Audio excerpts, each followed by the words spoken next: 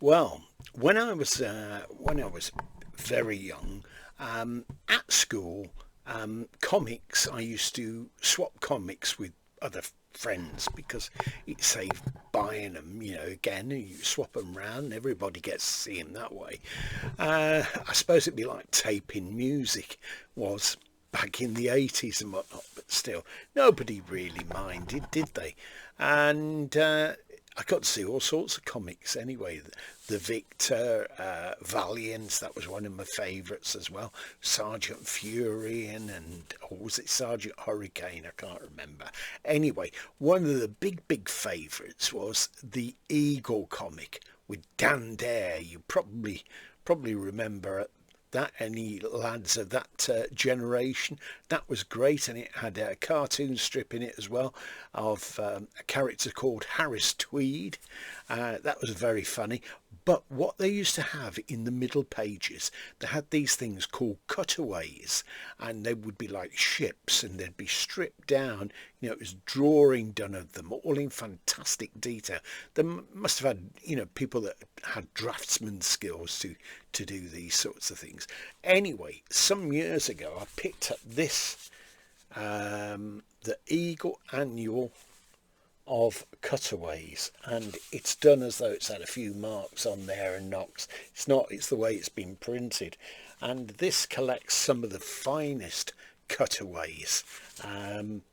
Eagle Cutaways were beautifully detailed drawings of the inner workings of pretty much anything, from steam trains, airliners, racing cars to collieries, suspension bridges and tube lines beneath the Piccadilly Circus.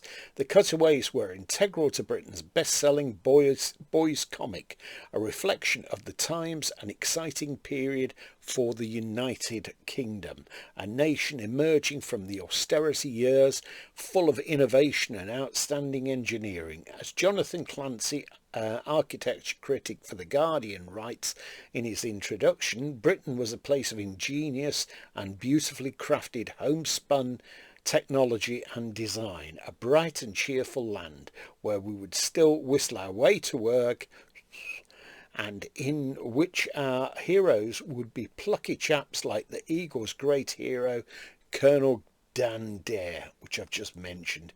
It goes on anyway a bit, but it's a fantastic book, this. Originally, this came out, I think, about 2008, and it was £14.99 then. And I managed to pick up a copy of this. It's a brand new copy for £2.14.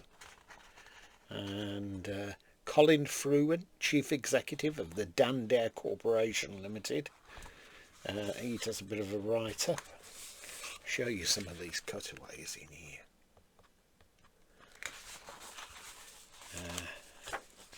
And I like the way they've done it on the paper here, as though it's a bit stained.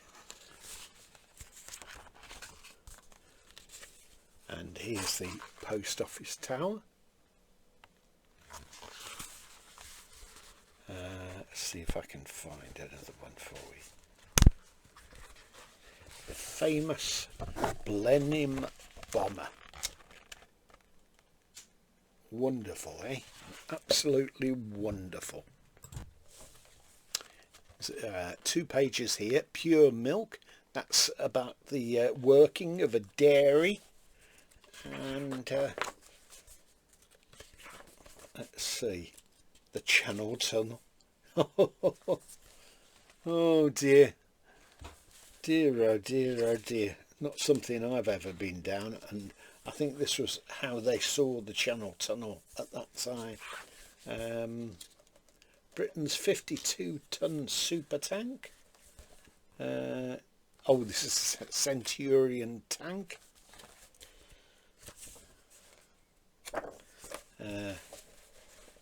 There's all manner of things. A mobile dental clinic. Vertical takeoff airliner. I don't know if that ever actually existed. But they were fascinating to see. The Fairview Amazon, a home on wheels.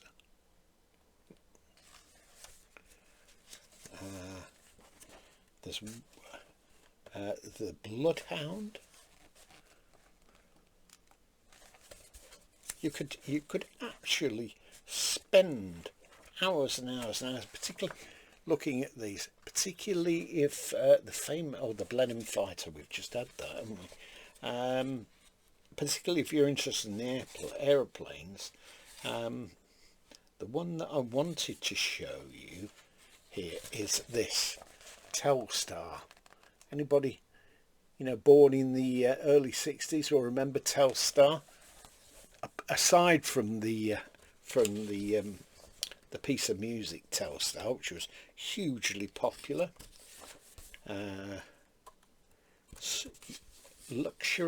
super new luxury yacht, the Radiant 2. I was absolutely bowled over when I managed to pick this up, especially at the price that I got it. Most of the things in here are in colour. There are some black and white.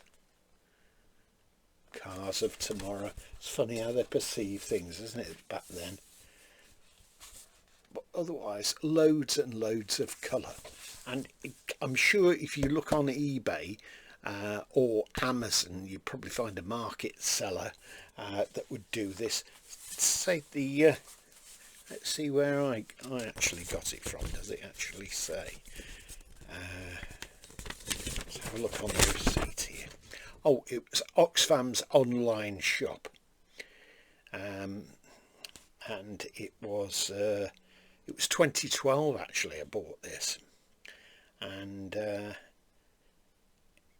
I mean it's like brand new anyway.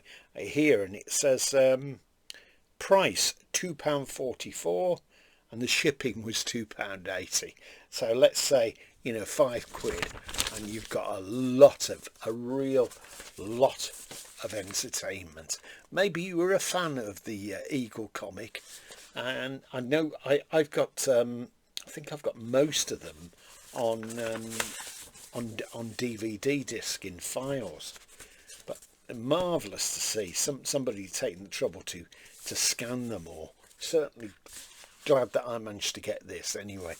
Okay, I hope you enjoyed this. If you have, take a like. See you soon. Bye for now.